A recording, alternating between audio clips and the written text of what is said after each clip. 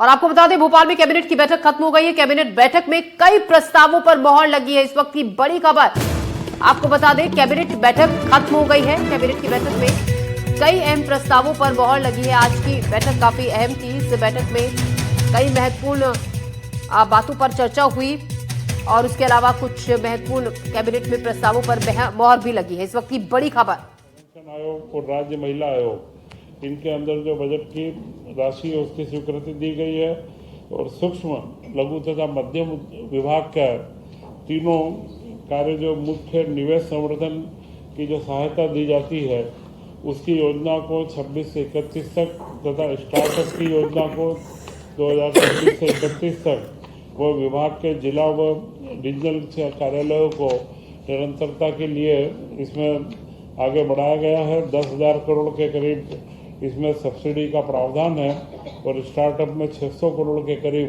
खर्च का प्रावधान दिया गया है।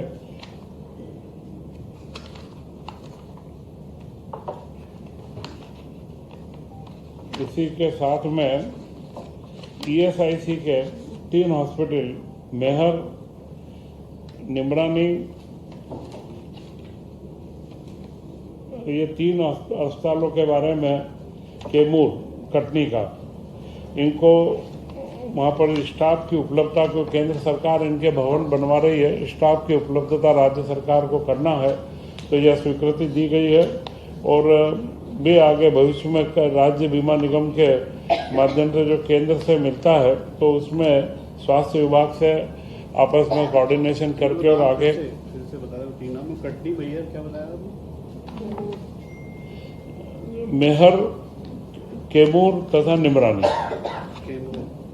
राशि कितनी है? इनमें पदों की स्वीकृति दे रहे हैं।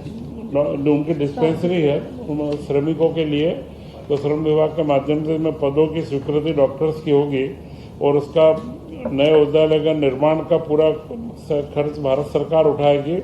और जो इसके बाद इसमें 51 पद लगेंगे, उन पदों के लिए हमारे यहाँ से स्वीकृति दी गई है।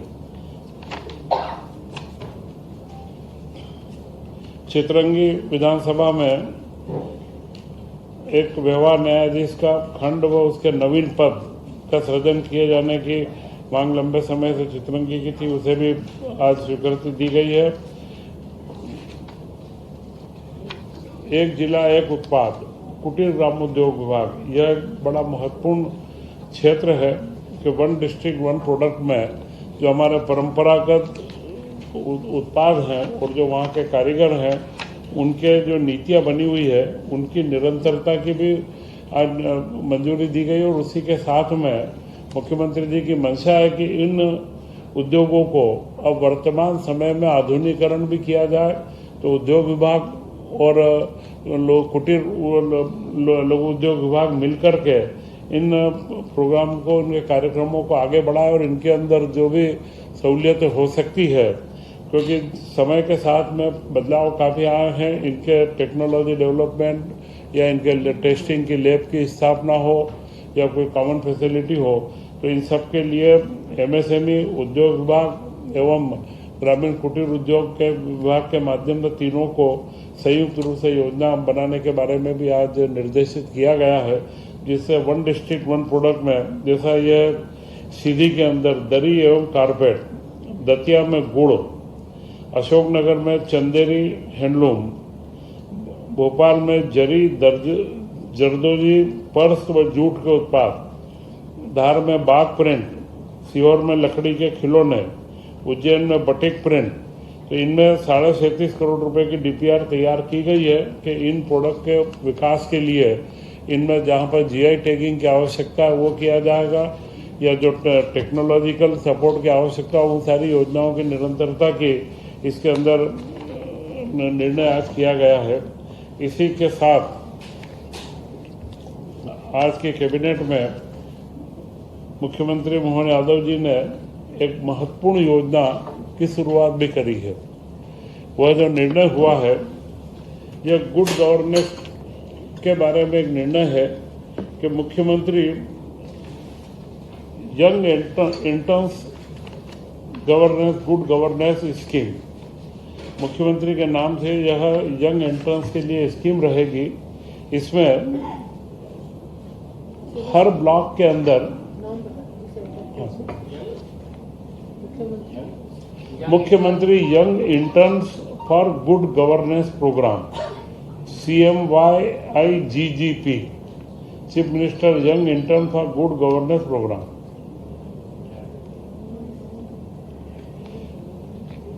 इसमें भोपाल में मॉनिटरिंग का पूरा रहेगा, जो अटल बिहारी सुशासन संस्थान है उसके माध्यम से इसको संचालन किया जाएगा। और हर ब्लॉक में मध्य प्रदेश के 15 युवाओं को इसमें चयन किया जाएगा और 1 साल के लिए उन्हें रखा जाएगा और 1 साल और 3 साल तक ये योजना की निरंतरता रहेगी। इसमें उन युवाओं के माध्यम से डिजिटाइजेशन के माध्यम से सारे आंकड़े एकत्र किए जाएंगे, वर्तमान योजनाओं के भी, और उसका असर क्या है, सामाजिक असर और जो इम्पैक्ट क्या है उसके बारे में स्टडी करने के लिए आंकड़े भी उपलब्ध होंगे। कौन सी शासन की योजनाओं में क्या दिक्कतें आ रही है वह फीडबैक भी मिलेगा। परंतु सबसे महत्वपूर्ण है, इसमें जो 15 युवा हम जोड़ेंगे वे स्थानीय युवा रहेंगे। उन क्षेत्र के जो युवा हैं जिलों के, उन्हीं युवाओं को इसके अंदर जोड़ेंगे। उससे उन युवाओं के अंदर नई तकनीक व गवर्नेंस के बारे में जानकारी विकसित होगी और उन युवाओं का चयन पारदर्शी तरीके से अटल बिहारी सुशासन संस्था की तरफ से किया जाएगा और वे 1 वर्ष के लिए उन्हें अनुबंधित किया जाएगा। इसके बाद में 3 साल तक यह योजना चलेगी। तो यह 4860 के करीब युवा पूरे मध्य प्रदेश के अंदर इंटर्न के रूप में काम करेंगे और इनके माध्यम से शासन की योजनाओं का इम्प्लीमेशन भी और उनके बारे में फीडबैक भी क्या है उन सबको एकत्र करके और यहाँ स्टेट लेवल पर उसका एक डैशबोर्ड बनाया जाएगा, पूरा एक पोर्टल बनेगा और MPSCDC के माध्यम से उसकी पूरी रचना बना करके कि हर योजना का जो हमारे अंत्योदय की जो हम बात करते हैं कि हर योजना का लाभ अंतिम व्यक्ति को मिले, तो वह जो अंतिम व्यक्ति तक हमारी योजना पहुंच पा रही या नहीं उसका आकलन भी होगा, उसमें आने वाले व्यवधानों का निराकरण भी होगा। तो यह एक बड़ी महत्वपूर्ण योजना है कि किस तरीके से हम नए युवाओं की भागीदारी सुनिश्चित करें कि वे गवर्नेंस के साथ में इनकॉर्पोरेट हों और गवर्नेंस के बिंदुओं को भी समझें और गवर्नेंस के अंदर गुड गवर्नेंस में सहयोगी बने। तो यह एक महत्वपूर्ण योजना हमारे मुख्यमंत्री जी ने जो यहाँ से प्रारंभ करी है, मैं ऐसा मानता हूँ यह पूरे देश के लिए एक नया उदाहरण होगा और जिससे हम मध्य प्रदेश में सुशासन की स्थापना की ओर हम आगे बढ़ेंगे। तो ये सारे जो बिंदु हैं ये आज के पेमेंट उनको मानदेय के रूप में 10,000 रुपया प्रति माह एक युवा को दिया जाएगा। ब्लॉक में 15, टोटल 4,865 युवा पूरे प्रदेश में लगेंगे। ये हर ब्लॉक के अंदर है। ये प्रदेश के पूरे हर ब्लॉक में 15 युवाओं को, स्थानीय युवाओं को इसमें जोड़ा जाएगा। उसके मापदंड किए जाएंगे, उनके पारदर्शितापूर्ण एक व्यवस्था बनाई जाएगी उनके सिलेक्शन की, चयन प्रक्रिया की, और वे युवा गवर्नेंस को समझे और साथ में डिजिटल सिस्टम से फीडबैक देने के अंदर वो सक्षम हो, सर्वे के अंदर भी सक्षम हो और शासकीय योजनाओं को जनता के बीच में अवेयरनेस प्रोग्राम चला करके वो आगे बढ़े। ये सारे कार्य उनसे करवाए जाएंगे और 3 साल तक बाद में 1-1 साल के उनमें नियुक्ति की जाएगी। और जो यहाँ पे मॉनिटरिंग का जो सिस्टम रहेगा, ये अटल बिहारी सुशासन संस्थान में इसका सेंट्रल हब क्रिएट किया जाएगा और यहाँ से इसको मॉनिटर करके और इसका एक डैशबोर्ड क्रिएट होगा जो मुख्यमंत्री जी को सीधा और संबंधित विभागों को, जिनकी योजनाओं का मॉनिटरिंग चालू रहेगा, उन समस्त विभागों को रियल टाइम में क्या स्थिति चल रही है फील्ड की, वह रोज की रोज तत्काल उनको जानकारियाँ भी मिलती रहेगी या कोई तत्काल की आवश्यकता होगी तो उसको भी हम लोग फीडबैक देंगे तो उन युवाओं के माध्यम से उसका फीडबैक तत्काल मिल जाए। यह एक बड़ी महत्वाकांक्षी योजना है। ये पूरा उसकी पारदर्शिता, बता दीजिए इसका कोई बजट इसमें करीब करीब 170 करोड़ के आसपास का 3 साल का टोटल 170 करोड़ का इसका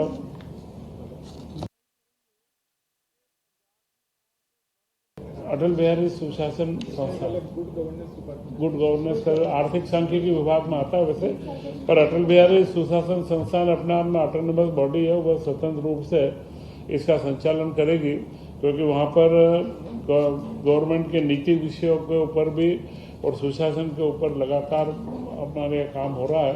आप लोग जब भी वहाँ पर जाना आना रहा होगा, एक अच्छा संस्थान है और उसी के माध्यम से युवाओं को ट्रेंड भी किया जाएगा, जिससे युवाओं का भविष्य भी बनेगा। हर ब्लॉक में 15-15 युवा आधुनिक सर्वे सिस्टम और सरकारी तंत्र और उसकी योजनाओं के साथ में अवेयर होंगे।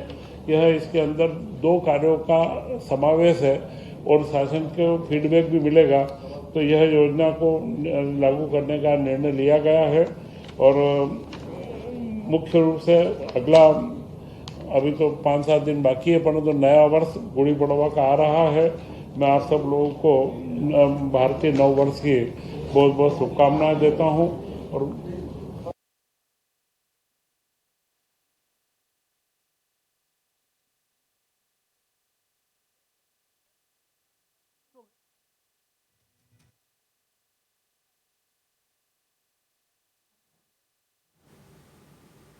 तो कैबिनेट बैठक में कई महत्वपूर्ण प्रस्तावों पर मोहर लगी। 7 विभागों की योजनाओं को मंजूरी मिली है।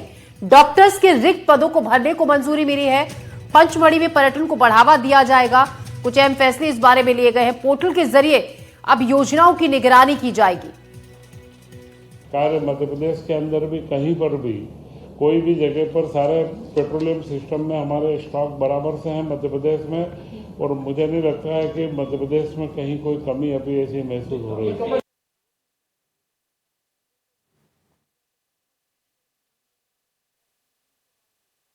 केंद्र सरकार ने कल निर्णय लिया है। इसके पीछे कोई कारण हो सकता है कि कमर्शियल सिलेंडरों का तत्काल आना जाना या तो उनका जो ट्रांसपोर्टेशन सिस्टम है उसके लिए हो सकता है, तो कमर्शियल सिलेंडर के ऊपर ही सिर्फ रोक लगी है, बाकी घरेलू सिलेंडरों में।